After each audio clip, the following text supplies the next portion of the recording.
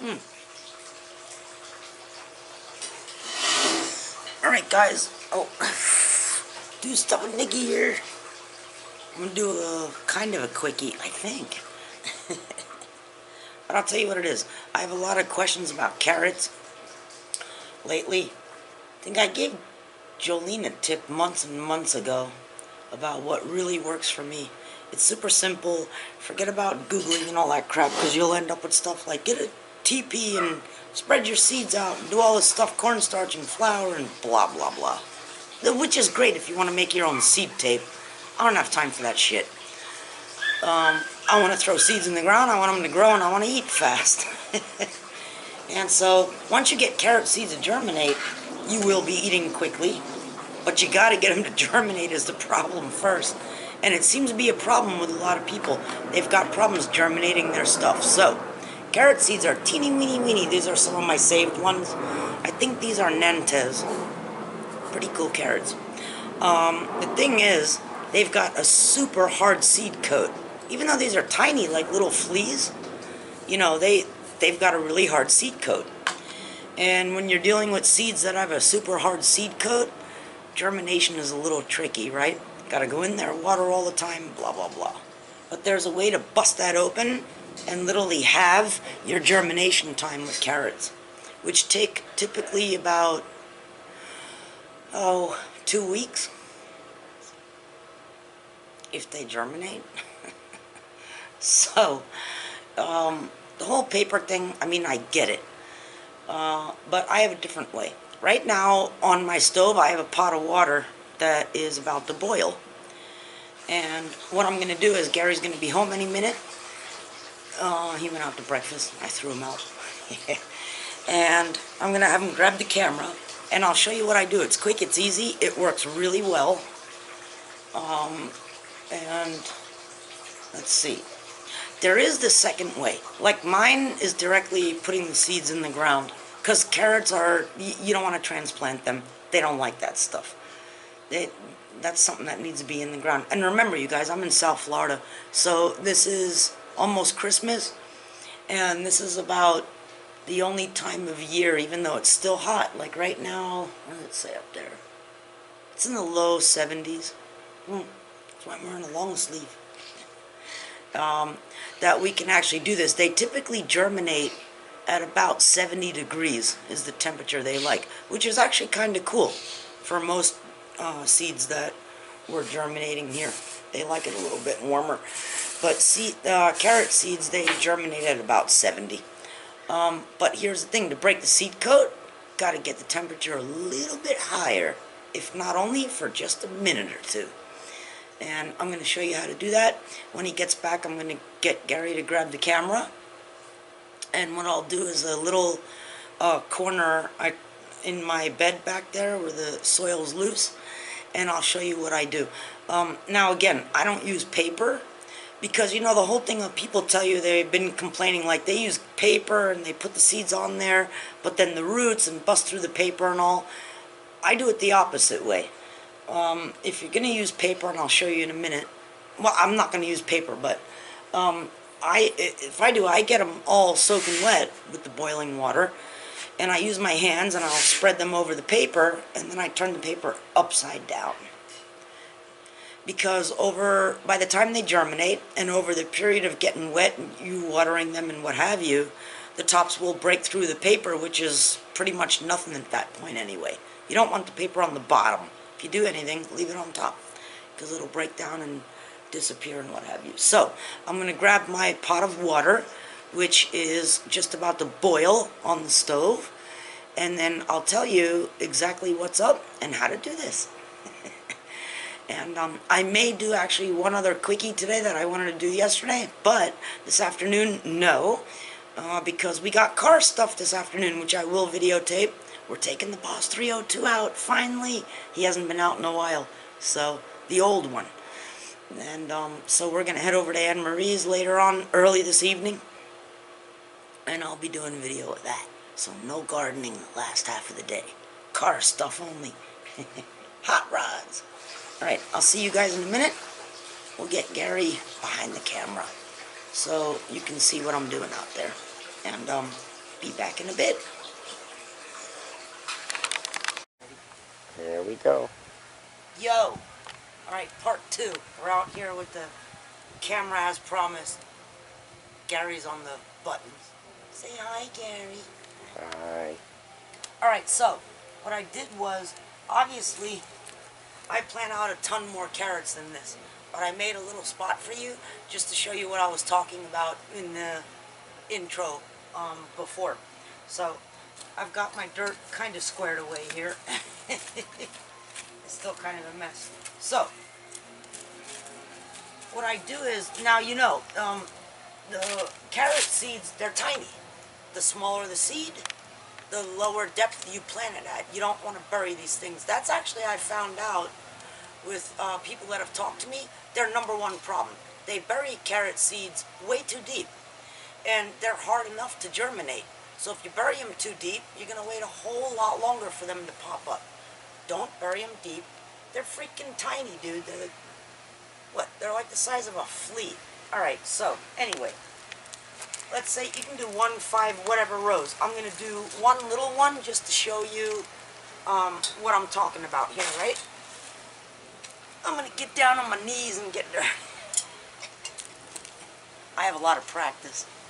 Nikki likes being on her knees. Alright, so, in my little thing here, I actually just use my hand. You guys can use whatever you want, and I just make like a little, whatever.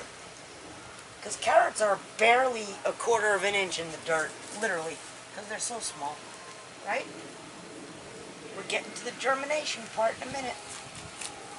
So you see I've got my little row, right? I've got my little seeds here. You know, I don't, like everybody's like, space it out, like this many. I don't space shit out. I drop the seeds in, and if too many seedlings come out, I just pluck the smaller ones out, done deal, right? Compost them, or do whatever you want. It's a crapshoot. So I take my little carrot seeds and I sprinkle them along my little path here.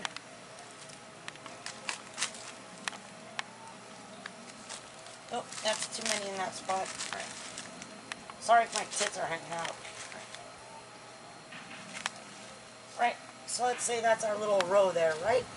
And you guys would obviously do a much bigger spot, but for demonstration purposes, we're going to keep it small.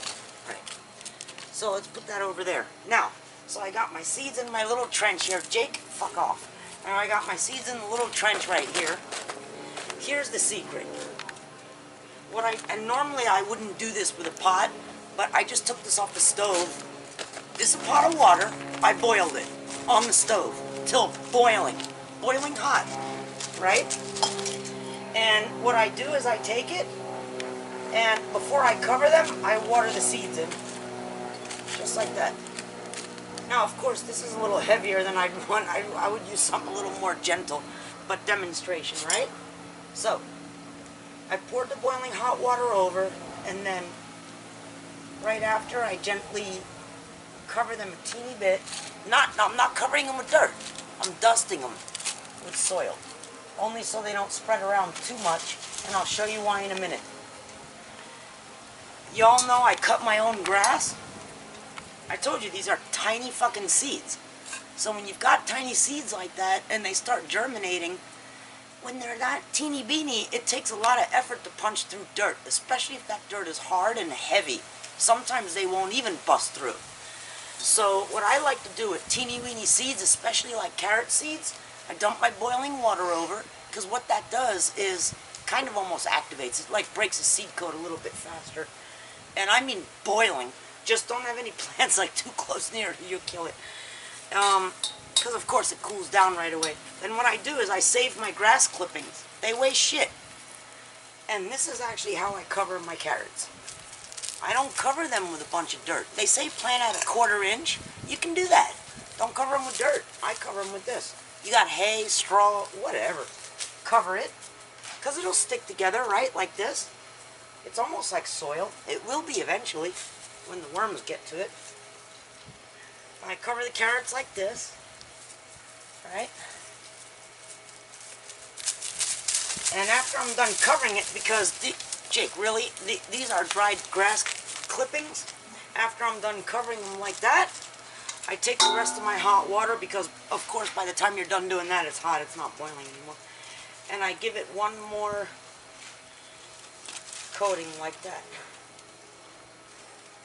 Hot water works like magic, people. You don't got to do that crap that you see in Google where people are like toilet paper and flour and cornstarch and glue it to the TV and put it in there, and once it's in there, you got to, oh my God, Jake found a lizard. You got to water it down constantly. If you do it this way, you don't have to do it. And the thing about the grass clippings is, it's a little different than dirt. Look at this. Here's a clump I just watered. It holds water, but not a lot. So it'll keep the moisture in. The boiling hot water breaks the hard seed coat just a little bit because they're tiny. And you're good to go, man. If you want to go back here and water it a little bit with a watering can or do whatever you want to do if you're in a dry climate, I don't know where you're at. You can do that. Just keep them moist until they germinate. And they will germinate a lot faster than, you know, what ordinarily people say they will. You'll cut your time from 2 to 3 weeks down to half of that. Maybe even less. It depends. Because sometimes what I'll do is I'll take the whole, if you have a bag of seeds, I'll shove the whole freaking thing in the hot water before I even open it. Then you can rip open the bag, and if you want to take your hands and just smear it across your dirt, you can do that too. And then still dump some more hot water on it. And it'll help you. And trust me when I tell you, it'll cut your germination time down a lot. And you'll have a lot better results, because I see people, they're like, we put a ton of seeds, and I've only got a carrot there, and 2 carrots there, and 5 carrots there, and they've got nothing. You know, you do it this way, you're good to go, man. And like I said, I don't cover it with a ton of dirt, because my dirt's good. It's black from the worms and all that, but it still has sand in it. So when I get it wet, it gets heavy, right? Look, I squeeze it. It's good dirt. It's not sticking together, but if I get it wet, it gets heavy. And when the tiny thing wants to pop through the soil, he needs a lot of energy to get through there. This is not like a bean. It doesn't have that power to bust through like a sunflower, a bean, and a pea and stuff like that. It's a tiny little carrot, and when he pops up out of the dirt, it looks like a little sissy-ass dill thing. You know, dill is the same way. Same family, by the way. And so if you do it this way, even if you've got a little bit of mulch from hay or dried up leaves, you can cut up into tiny little shreds, just throw it on top in a nice little layer, because it'll break down, not much, you know, make it wet, and those little guys will pop right through, gives them a little protection, you know, and from the rain too, it breaks up the rain, and you're good to go. So that's my carrot tip for the day. Wanted to do that yesterday.